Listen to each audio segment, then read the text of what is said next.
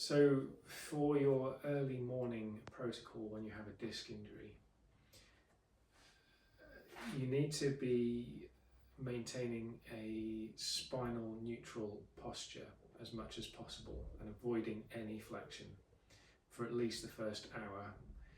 When you've been asleep overnight, there's become a lot of fluid pressure within the discs. Inflammation has pooled, fluid pressure has increased, and any disc injury is now under greater strain and is more easily aggravated in the morning. So we need to play a game of staying in absolute neutral for as long as it takes for the discs to dehydrate a little bit and the risk to reduce. So that means, hopefully, you have been asleep in a side-laying position with a pillow between your knees to help maintain neutral, or you've been sleeping on your back with your pillow underneath your knees to reduce strain on your lower back. But come first thing in the morning, and also true if you have to get up in the night, you need to come into your side-laying position, get rid of your pillow, take your lower legs off the bench and push down into the bed, in fact, and cantilever up.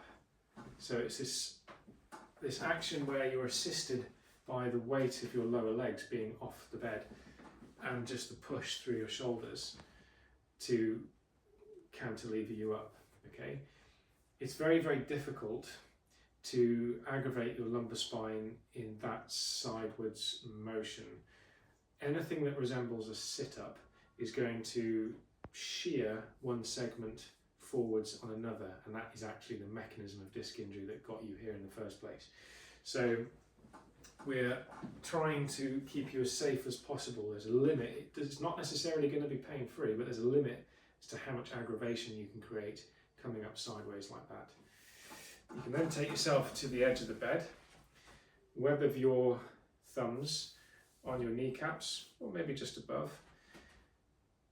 Try to bring your body weight forward and stick your bum backwards. In other words, slot your hips into themselves, hinge over your hips, and try to maintain a braced, neutral lumbar spine until your balance point has come over your feet.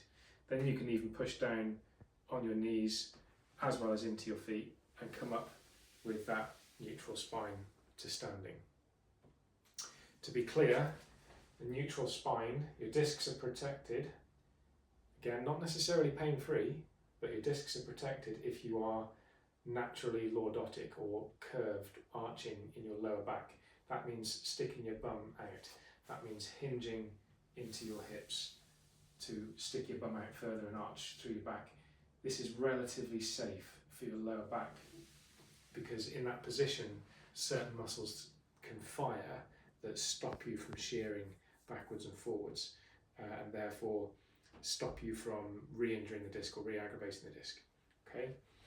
Once you're up to vertical, forget about shoes and socks. We're not doing that for the first hour. If you've really got to, then Crocs are great. A sock aid or a sock dresser where you can just do that to put your socks on from this position. That's fine if that's what you want to do, but just as viable could be just to stay barefoot for the first hour. Before you even take your first step away from the bed, just stand there for a moment. Have your hands on your hips, just very, very minute weight shifting from foot to foot. Bear in mind that when you are weight shifting, you feel like you're not doing much. This looks like nothing. But at the level of the disc in the center of your spine, what looks like a small movement out here is a massive movement happening at your disc. And we are literally warming you up, ready to take your first step.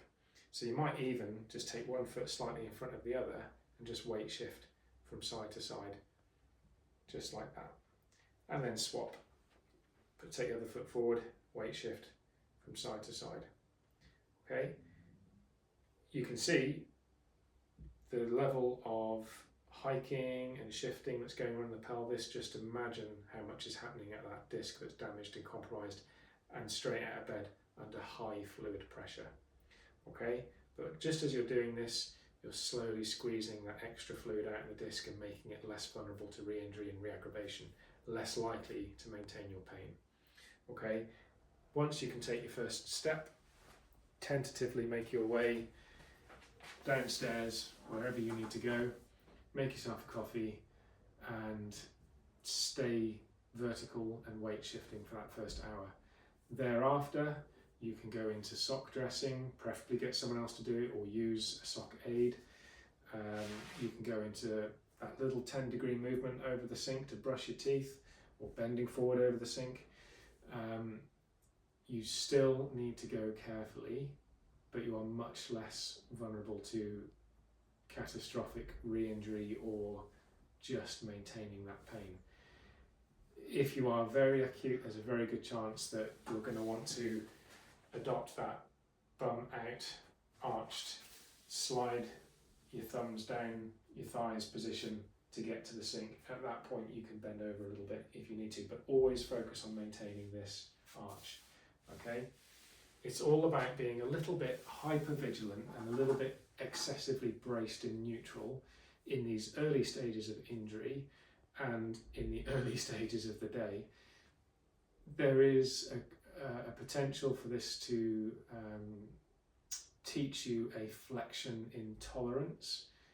We can worry about that another time. Right now, the tissues of the lower back just need to heal, and they don't want to be constantly getting pulled apart and stressed whilst they're trying to knit back together.